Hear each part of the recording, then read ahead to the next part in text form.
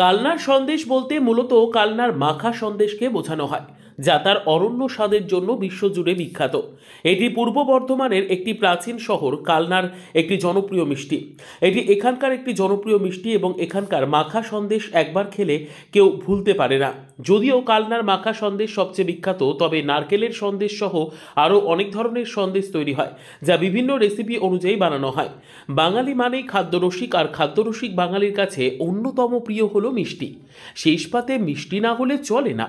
এই বাংলার বিভিন্ন স্থানের এক এক রকম মিষ্টি রীতিমতন জগৎ বিখ্যাত। জয়নগরের মোয়া, কৃষ্ণনগরের সরপুরিয়া যেমন, তেমনি অতি বিখ্যাত কালনার মাখা সন্দেশ।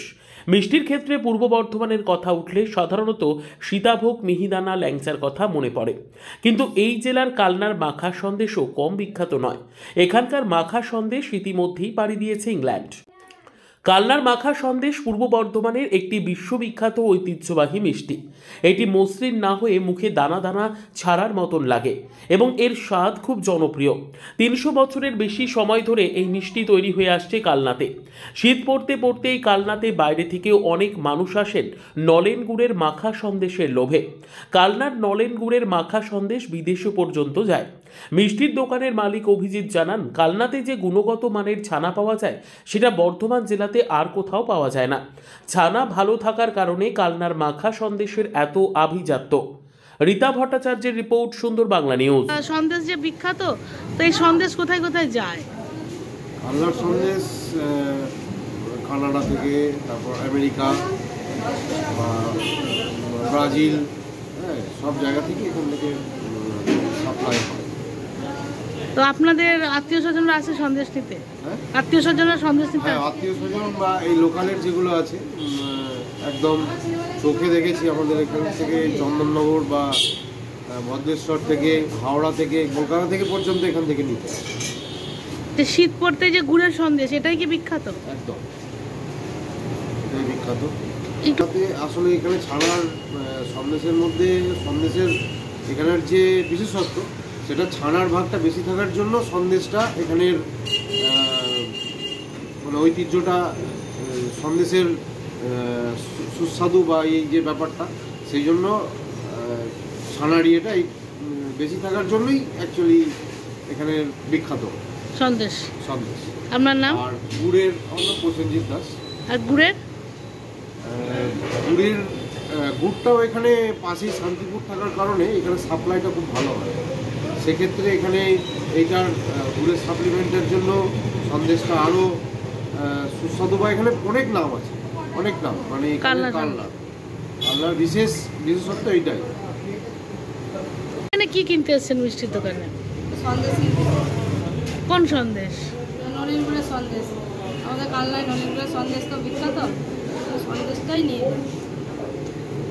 আপনার আত্মীয়রাও কি এই সন্দেশ নিয়ে যান আপনার আত্মীয়দের বাড়িতে? হ্যাঁ, এখানে সন্দেশ খেয়েছে, বইচিতে খেয়েছি, ওরা বলেছে খুব ভালো সন্দেশ, মাঝে মধ্যেই নিয়ে গিয়ে দিই সন্দেশ। শীতকালে গুড়ের সন্দেশটা এখানে খুবই মানে স্পেশাল। এমনি গুড়ের সন্দেশ ছাড়াও অনেক কিছু ভ্যারাইটিসও বেশি হয়, পাওয়া যায় এটা অন্য জায়গা থেকে এখানে। আপনার নাম? কালনার সন্দেশ বিখ্যাত, এটা অনেকেই বলে থাকে, এবং এই সন্দেশের আকৃষ্টে দূর দূরান্ত থেকে অনেক মানুষ কালনাতে আসেন শীতকালে। আর এই সন্দেশ দেশের বাইরেও গেছে, বিদেশে। কি বলবেন? কালনার সন্দেশের বিশেষত্ব যেটা, কালনায় যে গুণগত মানের ছানা পাওয়া যায়, যে ছানাটা মানে আমাদের বর্ধমান ডিস্ট্রিক্টে কোনো জায়গাতে পাওয়া যায় না। যেই গুণগত মানে গরুর দুধের যে অরিজিনালি ছানা, যে ছানার দ্বারা মাখা সন্দেশটা হয়।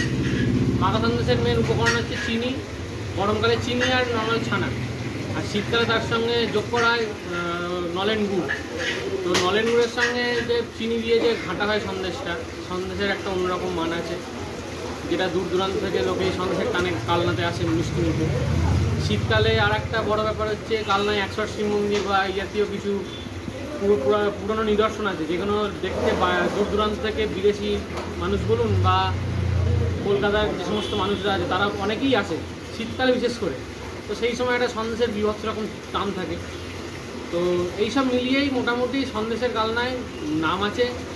মানে বিগত দেখতে গেলে প্রায় 70-80 বছর আগে থেকেই সন্দেশের একটা জীবত্ব নাম আছে কালনায়। এই সন্দেশ কোথায় কোথায় গেছে? আমার এখান থেকে ডেনমার্কে গেছে, গত মাসেই কানাডাতে মাল গেছে।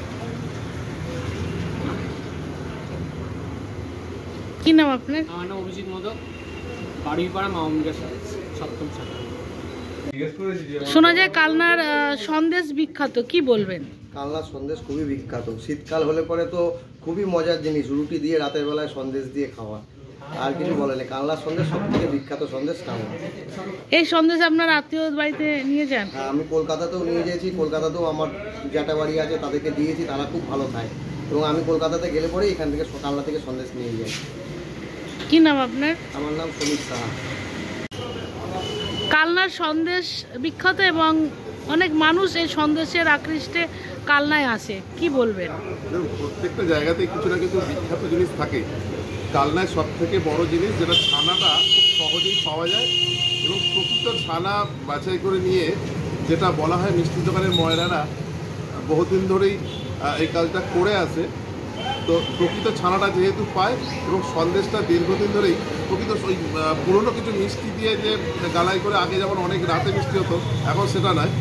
প্রকৃত ছানাটা পাওয়ার পর সেই সন্দেশটা বানানোর জন্য যা যা রসদ দরকার সেটা কালনার যারা মিষ্টির দোকানদার আছে তারা এটা বানিয়ে থাকে।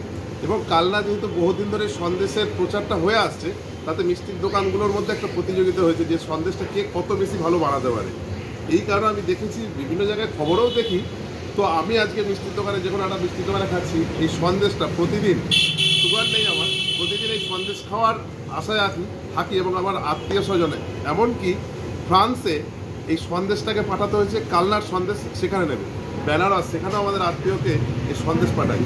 আপনি আজকে এলেন, আমি মিষ্টির দোকানে মিষ্টি খাচ্ছিলাম, এ বললেন আমাদের কালনার সন্দেশের একটা নামই আলাদা আছে, যে মাখা সন্দেশ খেতে হলে কালনাতে আসতে হবে। কি নাম আপনার? সঞ্জিত দাস।